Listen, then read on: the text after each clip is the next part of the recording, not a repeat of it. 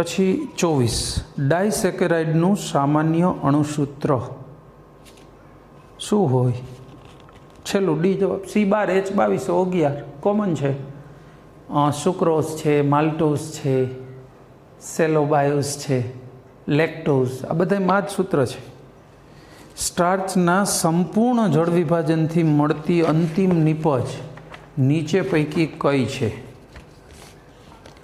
સ્ટાર્ચનું સંપૂર્ણ જળ વિભાજન કરો તો શું મળી જાય? જો પહેલાં માલ્ટોઝ મળે સ્ટાર્ચમાંથી, પછી માલ્ટોઝના ટુકડા થઈને અલ્ટિમેટલી બધા ગ્લુકોઝના અણુઓ બની જાય, એટલે એ જવાબ ગ્લુકોઝ સાચો. પછી 26 ખાલી જગ્યા મોનોસેકેરાઇડ છે.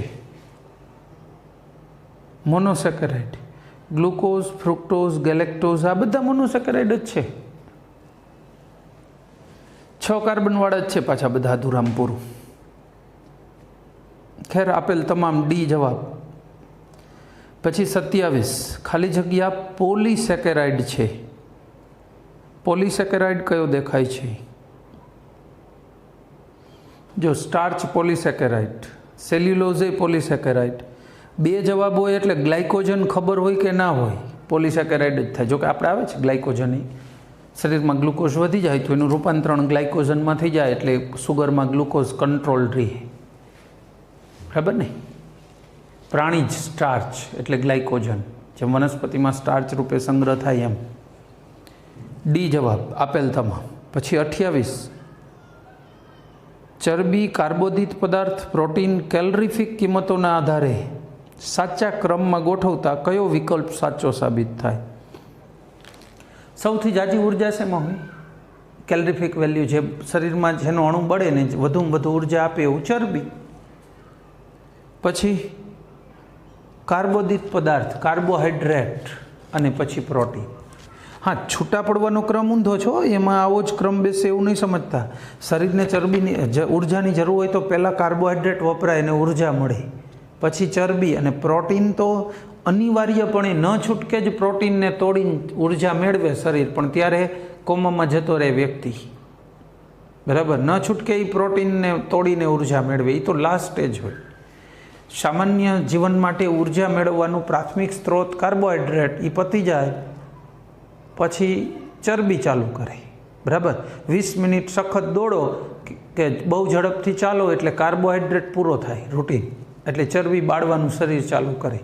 એટલે કસરત ઘણા લોકો 2 કલાક કરે પણ દર 15 મિનિટે વિસામો લે, એટલે થાય શું? કાર્બોહાઈડ્રેટ જ મેક્સિમમ વપરાય. તમે 20 મિનિટથી વધારે કામ કરશો કે હાર્ડ વર્ક કરશો તો જ ચરબી વપરાશે.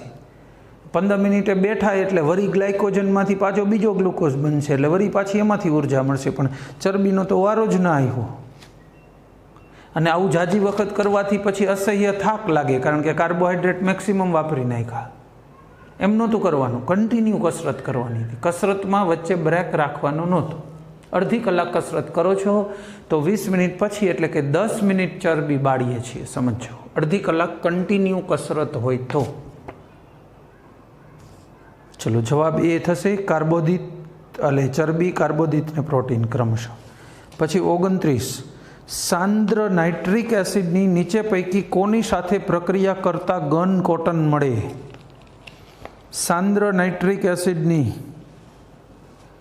સેલ્યુલોઝ. શરૂઆતમાં જ કંઈક બીજા ત્રીજા પ્રશ્નમાં જ આવી ગયું, જોઈ લેજો, બરાબર? ગન કોટન વિશે મેં કહી દીધું તમને. પછી 30મું કાર્બોહાઈડ્રેટ સંયોજનો નીચેના પૈકી કોના બનેલા હોય? કાર્બોહાઈડ્રેટ કોના બનેલા હોય? આર્યો કાર્બોહાઈડ્રેટ શેનો બનેલો છે જોવો જોઈએ, CH અને O. એટલે કાર્બોહાઈડ્રેટનો બેઝિક મટીરિયલ CHO, જવાબ બી સેકન્ડ. 31 ગ્લુકોઝના ઘણા વ્યુત્પન્નો જોવા મળે છે, જે પૈકી કયું વ્યુત્પન્ન તેના ફ્યુરેનોઝ બંધારણની સાબિતી આપે છે? ફ્યુરેનોઝ બંધારણ ધરાવતું હોય એવું એનું વ્યુત્પન્ન ઓસેઝોન. ઓસેઝોન છે ને એ સાબિતી છે કે ફ્યુરેનોઝ બંધારણ બને છે. જોકે ઓસેઝોનનું હું તમને આગળ જતાં સૂત્ર આપીશ, 50-52માં એમ કંઈક પ્રશ્નમાં ફરીથી આખું આવે છે તો ત્યારે સૂત્રને ઓસેઝોન બનાવી આપીશ. 50માં કે 52માં આવે જ છે ને તો 56માં પ્રશ્નમાં છે ઓસેઝોન.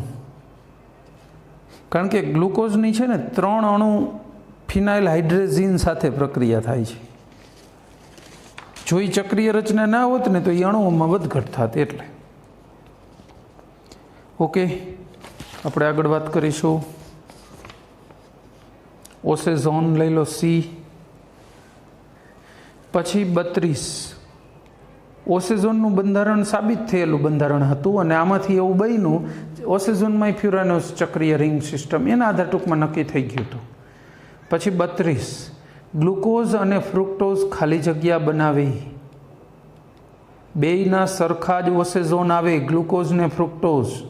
એટલે તો ડાઉટ ગયો કે ભાઈ આપણે પહેલાં એવું સમજતા હતા ગ્લુકોપાયરેનોઝ અને ફ્રુક્ટોફ્યુરાનોઝ એવા બંધારણ ધરાવે. ફ્રુક્ટોઝ હોય એ ફ્યુરાનોઝ પ્રકારની રિંગ અને ગ્લુકોઝ છે એ પાયરેનોઝ. હવે આજની તારીખે હોય એવું માની છે કે ગ્લુકોઝ 2 પ્રકારની રિંગ સિસ્ટમ ધરાવે, પાયરેનોઝ અને ફ્યુરાનોઝ બંને. અને આ ઓસેઝોન ઉપરથી સાબિત થયેલું, આ થોડાક વર્ષો પહેલાંની જ વાત છે. ઓસેઝોન ઉપરથી સાબિત થયેલું છે એ બેયના સરખા ઓસેઝોન મળતા હતા. એટલે 33 આ લેટેસ્ટ ટૂંકમાં રિસર્ચ છે, યાદ રાખવું પડશે. સુક્રોઝને સાંદ્ર સલ્ફ્યુરિક આરે ગરમ કરો તો નિપજ શું મળે? સુક્રોઝ એટલે ખાંડ. આપણા ઘરે જે ખાંડ વાપરી છે એમાં સલ્ફ્યુરિક સાંદ્રનું ટીપું નાખજો, સલ્ફ્યુરિક પાણી શોષી લે, એને ચેરિંગ કહેવાય. આવો અણુ હોય ને અસલ મજાનું બંધિત અણુ, આમાં પાણી છે જ નહીં ક્યાંય, છતાંય આમાંથી ભાઈ આવી રીતે કરીને એડજસ્ટ કરીને વીણી લે પાણી નામે. આ એક H બીજો અને ત્રીજો આ બધું ગયું, કાર્બન વધે વાય. કારણ કે કાર્બોહાઈડ્રેટ એટલે એ તો આ તો એસિડ બનેલો છે એટલે અહીંથી લ્યો તો ખબર પડી. કાર્બોહાઈડ્રેટ એટલે CxH2O છે ને, બસ આ YH2O ને ખેંચી લે સલ્ફ્યુરિક એસિડ, અણુને તોડી ફોડી નાખે. આને ચેરિંગ પ્રક્રિયા કહેવાય. ચેરાઈ ગયો અણુ, કાર્બનનો કાળો પાવડર વધેલો પાણી શોષી લે તો પ્રોડક્ટ તરીકે કાર્બન વધે. જવાબ શું આવશે? એક પણ નહીં. કાર્બન જવાબ છે જ નહીં એકમાં. 33નો જવાબ ડી, એક પણ નહીં. પછી 34 કાર્બોદિત પદાર્થોમાં ડીનો મતલબ શું છે? કેપિટલ ડી એ શું દર્શાવે? સીધું સંશ્લેષણ એટલે બનાવટ દર્શાવે છે. ડેક્સ્ટ્રા રોટેશન એટલે જમણી બાજુ પરિભ્રમણ દર્શાવે છે. મ્યુટા રોટેશન એટલે જે પરિભ્રમણમાં ફેરફાર થાય એ દર્શાવે છે. કે અવકાશીય સંરચના દર્શાવે છે. અવકાશીય સંરચના ડી અને એલ હોય. આ કેપિટલ ડી અને એલનું નામકરણ ગ્લિસરાલ્ડિહાઇડને બેઝ રાખીને એમિલ ફિશરે સૂચવ્યું હતું. કાર્બોહાઈડ્રેટ અને એમિનો એસિડ આ 2 પ્રકારના અણુઓ માટે જ. ફરીથી કહું, કાર્બોહાઈડ્રેટ અને એમિનો એસિડ આવા અણુઓમાં કેપિટલ ડી અને કેપિટલ એલ નામકરણ કોણે આપ્યું હતું? એમિલ ફિશર નામના વૈજ્ઞાનિકે ગ્લિસરાલ્ડિહાઇડના અણુને ધ્યાનમાં રાખીને આપ્યું હતું, રેફરન્સ તરીકાનો ઉપયોગ કરીને. ચલો આગળ વધીશું. એટલે આનો જવાબ ડી, બરાબર. અવકાશીય ગોઠવણીનું સૂચન છે. સ્ટાર્ચનો ઉપયોગ નીચે પૈકી કોની અલ્પ પ્રમાણમાં હાજરી નોંધવામાં દર્શક તરીકે ઉપયોગી છે? સ્ટાર્ચ. અચ્છા, સ્ટાર્ચ કોની હાજરી દર્શાવે? એમ આયોડિનની. જલીય દ્રાવણમાં આયોડિન તમે ભણી ગયા ક્યાં ખબર? બીજા સેમમાં કેમિસ્ટ્રીમાં રેડોક્સ ચેપ્ટરમાં. આયોડિન હોય ને સ્ટાર્ચ નાખો ને એટલે એકદમ ડાર્ક વાદળી રંગનું દ્રાવણ થાય. બરાબર, એટલે જવાબ આવશે સી, જલીય દ્રાવણમાં આયોડિન. પછી 36 શર્કરા કોઈ પણ આલ્કલાઇન અથવા બેઝિક માધ્યમ કરતાં તટસ્થ અથવા એસિડિક માધ્યમમાં પ્રક્રિયા કરવી હિતાવહ છે. શું કામ ભાઈ? એસિડિક જ શું કામ? બેઝિક અથવા આલ્કલાઇન શું કામ નહીં? બેઝિક માધ્યમમાં શર્કરાનું શું થઈ જાય? પ્રોબ્લેમ શું છે?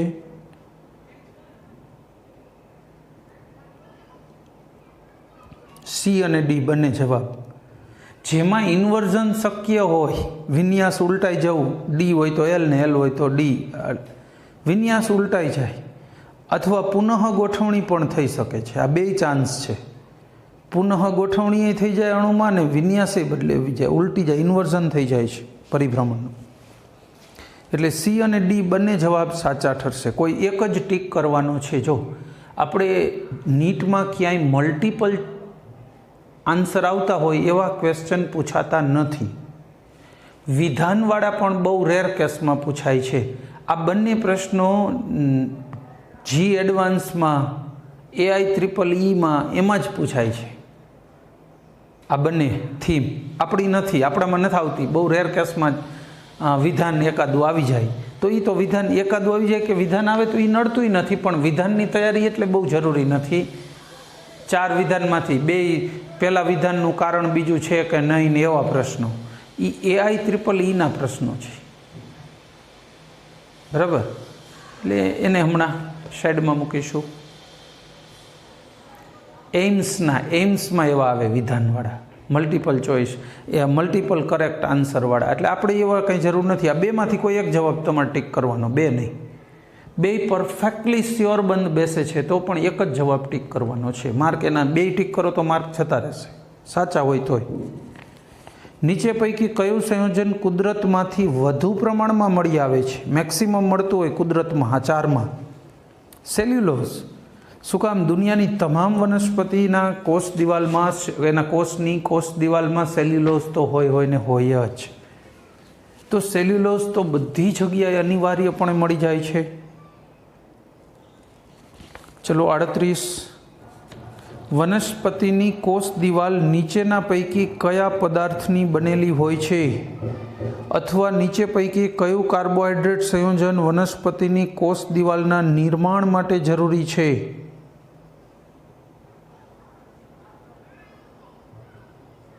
સેલ્યુલોઝ. હમણાં તો કીધું, દુનિયાની તમામ વનસ્પતિ કોષની કોષ દિવાલ સેલ્યુલોઝની બનેલી હોય. મેઇન કન્સ્ટિટ્યુઅન્ટ સેલ્યુલોઝ છે એનું. મૂત્રમાં શર્કરાની હાજરી કઈ કસોટી દ્વારા નક્કી કરી શકાય? હમણાં કીધેલું, ચાલુ કર્યું ત્યારે આવ્યું હતું. સી, બેનેડિક્ટ કસોટી. ફેલિંગ કસોટી જેવી જ છે. સમીકરણ પૂછે તો એ જ લાગુ પડે જે ફેલિંગમાં આવે. ફેલિંગમાં સોડિયમ પોટેશિયમ ટાર્ટરેટ વપરાય.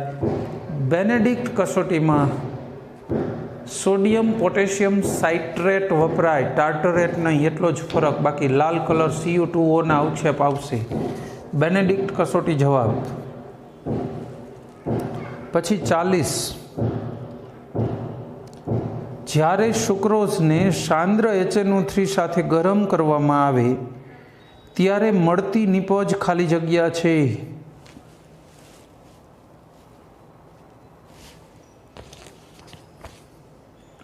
સુક્રોઝને સાંદ્ર HNO3 સાથે ઓક્ઝેલિક એસિડ મળે.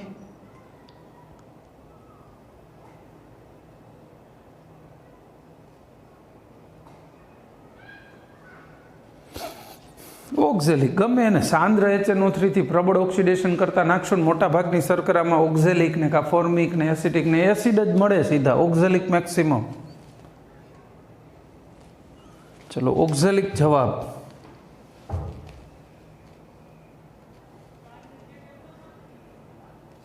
ઓક્ઝેલિક ના આપ્યું હોત ને ત્યારે ફોર્મિક લઈ લેવાનું, આ જ ઓપ્શન હશે. બાકી સાઇટ્રિક ને સુક્રોઝ નાઇટ્રેટ ને એવા તો ક્યાંય આવે જ નહીં. એ બધા વિકલ્પ વધારાના આપ્યા હોય. ઓક્ઝેલિક આપ્યું હોય તો ઓક્ઝેલિક બેસ્ટ. પછી એમાઇલોપેક્ટિન.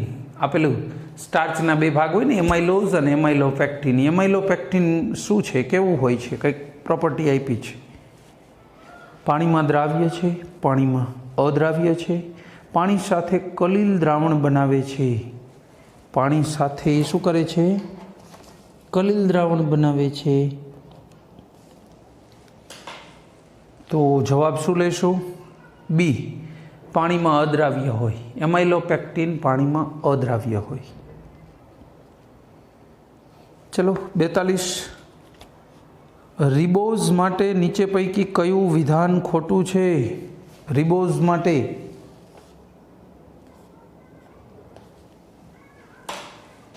શું કહેશો?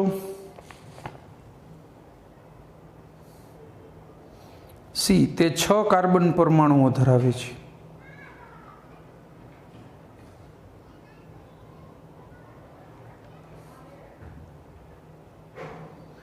રિબોઝમાં 5 જ કાર્બન પરમાણુ હોય. ડિઓક્સી રિબોઝ ને એવા રિબોઝ આવ્યા હતા ને આપણે, એમાં 6 ક્યાંથી આવ્યા? 5 આવવા જોઈતા હતા. જોઈએ જો, એટલે જ 6 વાળો જવાબ થઈ જશે. આપણે રિબોઝનું બંધારણ જ લખીએ, ઘોટાળો ન થવો જોઈએ.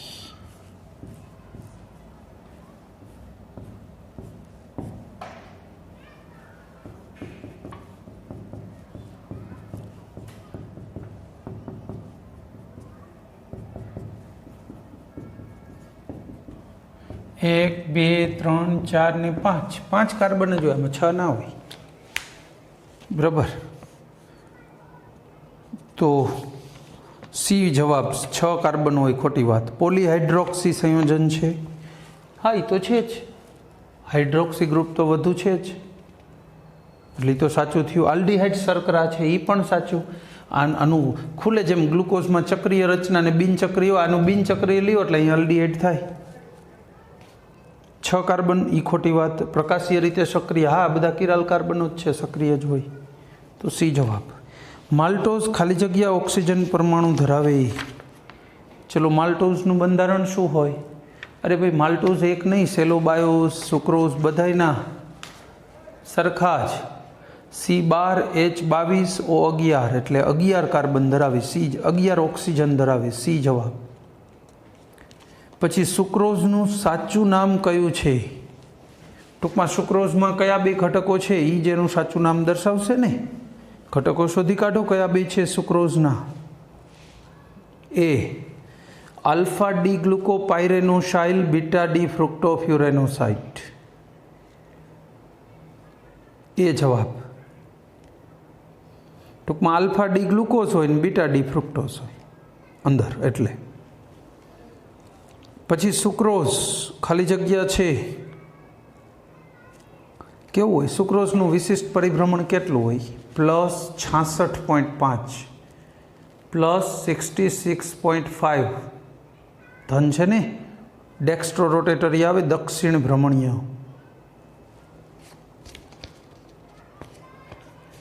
પછી 46 સુક્રોઝનું જળ વિભાજન કરતાં મળતું મિશ્રણ ખાલી જગ્યા હોય. ઇન્વર્ટ શુગર કઈ છે ને, ઇન્વર્ઝન થાય, ઉલટાઈ જાય. એટલે વિશિષ્ટ પરિભ્રમણ +66.5 હતું, એનું જળ વિભાજન કરો એટલે ગ્લુકોઝ ને ફ્રુક્ટોઝનું જે મિશ્રણ મળે એ મિશ્રણનું -20 છે, એટલે પ્લસમાંથી માઇનસ થઈ ગયું ને. તો હવે એ મિશ્રણ શું થઈ ગયું? લીવો રોટેટરી. ઓલું ડેક્સ્ટ્રો હતું ને, આ લીવો બની ગયું વામ ભ્રમણીય.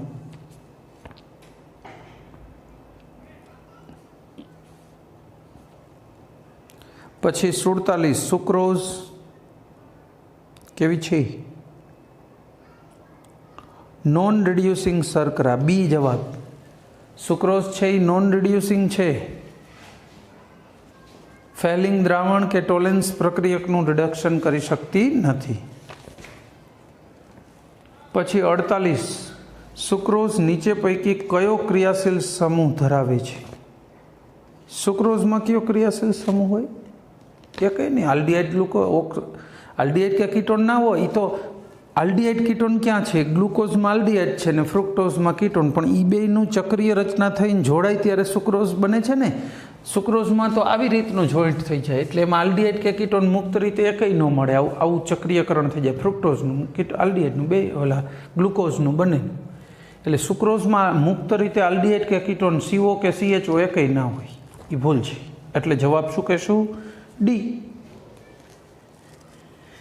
ચલો 49 સુક્રોઝમાં ફ્રુક્ટોઝનો અણુ ખાલી જગ્યા તરીકે અસ્તિત્વ ધરાવે છે. સુક્રોઝમાં ફ્રુક્ટોઝનો અણુ એ ફ્યુરાનોઝ, ફ્રુક્ટોફ્યુરાનોઝ હોય ને. બરાબર, ફ્રુક્ટોફ્યુરાનોઝ હોય. એ જવાબ. પછી 50 નીચે પૈકી કઈ શર્કરા લીવો રોટેટરી વામ ભ્રમણીય છે? કઈ શર્કરા વામ ભ્રમણીય થાય છે? ચેક કરીએ. ફ્રુક્ટોઝ આપણે એક જ વામભ્રમણીય શર્કરા ભણી છે ફ્રુક્ટોઝ -92. એનું વિશિષ્ટ પરિભ્રમણ કેટલું છે? -92. બાકી બધી આપણા સિલેબસમાં જે ભણી છે ને બધી દક્ષિણ ભ્રમણીય જ છે. આ એક જ -92 રોટેશન ધરાવે છે, એટલે ફ્રુક્ટોઝ યાદ રાખજો. પછી 51. પાચન ખાલી જગ્યા પ્રકારની રાસાયણિક પ્રક્રિયા છે. શરીરમાં પાચન થાય ત્યારે એક્ઝેક્ટલી પ્રક્રિયા શું થાય છે? જો હોજરીમાં HCl જ્યારે સાંદ્ર HCl હોય, એ HCl જળ વિભાજન કરે છે, એટલે પાચનની ક્રિયા એ વાસ્તવમાં જળ વિભાજનની ક્રિયા છે, હાઇડ્રોલિસિસ. બરાબર, રાસાયણિક રીતે પાચન એટલે હાઇડ્રોલિસિસ છે. પછી 52.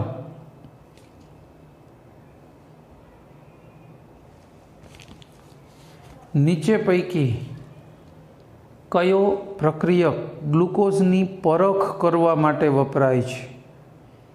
ગ્લુકોઝ ચેક કરવો હોય તો કયો પદાર્થ વાપરશો? ગ્લુકોઝમાં આલ્ડીહાઇડ ગ્રુપ હોય છે, જો એટલે એ ફેલિંગ કસોટી આપે. ગ્લુકોઝ છે એ રજત દર્પણ કસોટી આપે, ટોલેન્સ કસોટી. તો ટોલેન્સ પ્રક્રિયક ચાલે ને. સી છે ને એમોનિયામય સિલ્વર નાઇટ્રેટ, એમોનિયામય એટલે એમોનિયા વાળો સિલ્વર નાઇટ્રેટ, સી જવાબ. ટોલેન્સ કસોટી થાય. પછી 53. સુક્રોઝનું જળ વિભાજન કરતા ખાલી જગ્યા મળે છે. સુક્રોઝમાંથી શું છૂટું પડે? તો કે ગ્લુકોઝ અને ફ્રુક્ટોઝ બેયનો એક અણુ ગ્લુકોઝ ને એક અણુ ફ્રુક્ટોઝ, એટલે સી જવાબ. પછી 54. નીચે પૈકી ખાલી જગ્યા ડાયસેકેરાઇડ છે. કયો ડાયસેકેરાઇડ છે? લેક્ટોઝ. જો સેલ્યુલોઝ, સ્ટાર્ચ પોલીસેકેરાઇડ છે અને ગ્લુકોઝ મોનોસેકેરાઇડ છે. વૈધો એક જ, લેક્ટોઝ ડાયસેકેરાઇડ છે, C12H22O11. બરાબર. અહીંયા લીધે રાખશું આપણે 60 પૂરા કરી જ નાખીએ. એ તો તમે સામે બેઠા હોય તો સર બસ હવે થાયકા કરી નાખો. અહીંયા કાંઈ ચિંતા નથી. આ એક સારો આની બાજુ છે, આપણે ઓનલાઈન ભણાવીએ એમાં. હા ના કહેવાનો કાંઈ ચાન્સ જ નહીં. લેક્ચર આખો પૂરો કરીને સીધો અપલોડ કરી દેવાનો. ફોન આવી, સાહેબ આજ 2 લેક્ચર અપલોડ થયા. તો 3 થાય. મંડો વાંચવા, ભણવા મંડો, તૈયારી કરવા. કંઈ વાંધો નહીં. રહી ગયો હોય તો પછી 2 દિવસ હું ક્યાંક બહારગામ ગયો હોય, બીમાર હોય, આ તે કંઈક કામમાં હોય અને એનો લેક્ચર ન લઈ શકાણો તો એ દિવસે પ્રોબ્લેમ ન રહે, એકાબીજાનું કવર થતું જાય. બરાબર. આપેલા હશે તો તમે ભણી શકશો. એમ ન આપવા, મારી પાસે પડ્યા રહે લેક્ચર, એનો કાંઈ અર્થ નહીં. લીધા એટલે તરત જ અપલોડ કરી દેવાના. તમે તમારા ક્રમ મુજબ ક્રમશઃ દરરોજ રેગ્યુલર એક ધારા લેક્ચર લઈ લો કે ભાઈ દરરોજ 1 કલાક 12મા વાળાવે ઓનલાઈન કેમિસ્ટ્રીનો લેક્ચર ગણીને ચાલવા. બરાબર. 1 કલાક એટલે અડધા કલાકના લેક્ચર હશે તો 2 હશે. તમે 1 કલાક કેમિસ્ટ્રી ભણો તો ઇનફ થઈ જાય દરરોજ.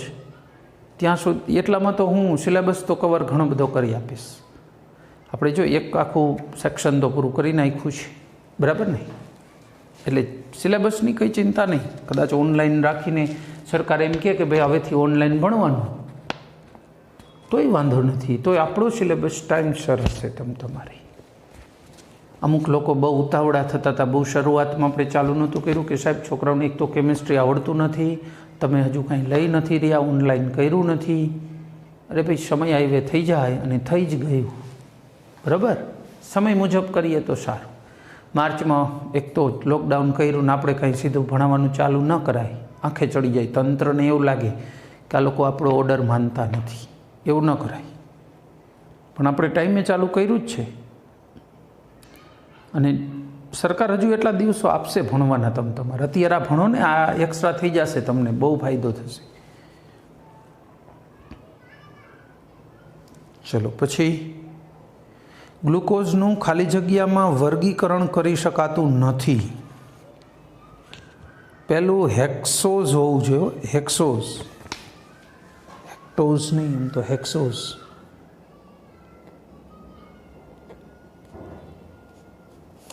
કાર્બોહાઈડ્રેટ, ઓલિગોસેકેરાઇડ અને આલ્ડોઝ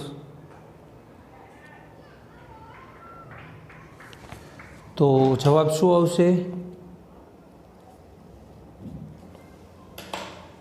સી. ઓલિગોસેકેરાઇડ નો કહેવાય. જો ગ્લુકોઝ છે એ હેક્સોસ છે, 6 કાર્બન છે, કાર્બોહાઈડ્રેટ છે અને આલ્ડોઝ પણ છે, પણ ઓલિગોસેકેરાઇડમાં 2 થી માંડીને 10 સુધીના 10 સુધીના મોનોસેકેરાઇડ હોવા જોઈએ. આમાં 2 થી ઓછા છે, ગ્લુકોઝમાં 1 જ છે એટલે ન કહેવાય. 56 નીચે પૈકી કયા પ્રક્રિયકની ગ્લુકોઝ સાથે પ્રક્રિયા કરતા સ્ફટિકમય ઓસેઝોનના વ્યુત્પન્નો ઉત્પન્ન થાય છે? જવાબ આવશે ફિનાઇલ હાઇડ્રેઝીન. ફિનાઇલ હાઇડ્રેઝીન.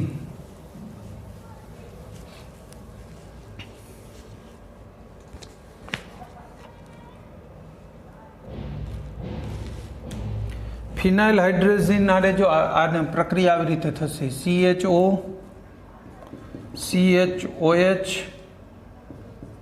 CHOH થ્રાઇસ અને CH2OH. આ ગ્લુકોઝ છે. ચલો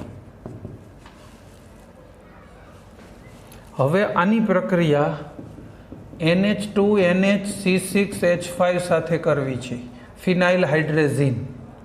આપણને ખબર છે અહીંયા એસિડિક માધ્યમમાં પ્રક્રિયા થાય, H2O નીકળી જાય અને આમાંથી CH double bond N NH C6H5 CHOH CHOH thrice અને CH2OH મળે. અને ગ્લુકોઝ ફિનાઇલ હાઇડ્રેઝોન કહેવાય. ગ્લુકોઝ ફિનાઇલ હાઇડ્રેઝોન. હજી આનું બીજા અણુ સાથે થશે પ્રક્રિયા NH2NHC6H5. માધ્યમે એ જ રહેવાનું છે, પણ બીજી વાર થશે ને ત્યારે શું થવાનું? આ 2 H ખાલી દૂર થશે આની સાથે, ફિનાઇલ હાઇડ્રેઝીન સાથે. ટૂંકમાં એ માત્ર ઓક્સિડેશનનું કામ કરશે, ડિહાઇડ્રેશન, હાઇડ્રોજનને ખેંચી જશે, ડિહાઇડ્રોજનેશન જ કરશે. એટલે અહીંયા અણુ આવો બનશે CnNH C6H5CO. મેં એટલે જ પહેલાંથી કાર્બન અલગ લખ્યો, નકર તો ભેગા 4 લખી દેતા. અહીંયા CHOH થ્રાઇસ CH2OH. હજી આની NH2NH C6H5 એસિડિક માધ્યમ, મંદ એસિડિક માધ્યમ છે. હવે અહીંયા થશે પ્રક્રિયા, પાણી દૂર થઈ જવાનું, આ H2 ને O ગયા તો આમાંથી બનશે CH double bond N NH C6H5.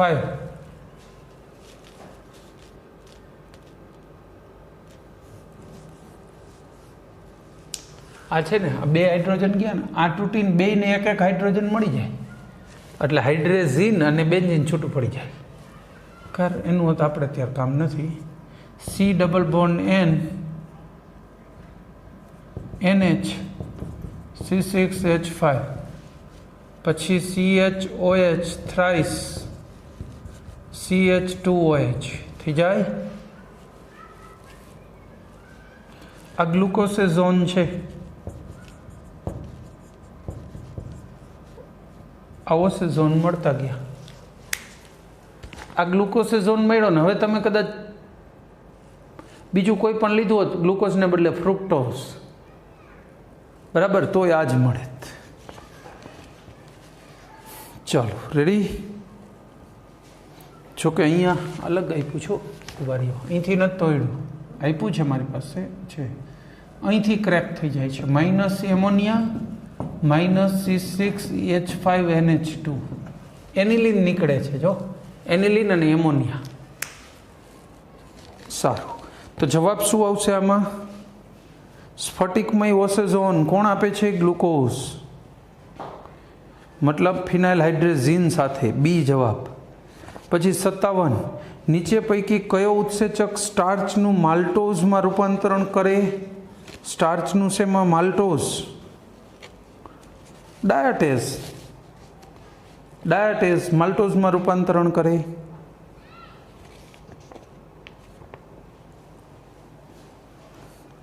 ડાયાટેઝ નો કહ્યું, ડાયાટેઝ કેવું છે, વાંધો નહીં. ચલો 58. કેન સુગર એટલે શેરડીની ખાંડ, એટલે આપણે ઘરે જે ખાંડ વાપરી એનું જળ વિભાજન કરીએ તો શું મળે? બધાને ખબર છે, ગ્લુકોઝ અને ફ્રુક્ટોઝ, બેયના એક એક અણુ. કોની વાત કરી છે? કેન સુગરનું જળ વિભાજન. પછી 59. ગ્લુકોઝ ખાલી જગ્યા છે. શું લાગે છે? ગ્લુકોઝ શું છે? મોનોસેકેરાઇડ છે. બરાબર, ડાય, ટ્રાય કે પોલી ના આવે, ગ્લુકોઝ મોનોસેકેરાઇડમાં આવશે.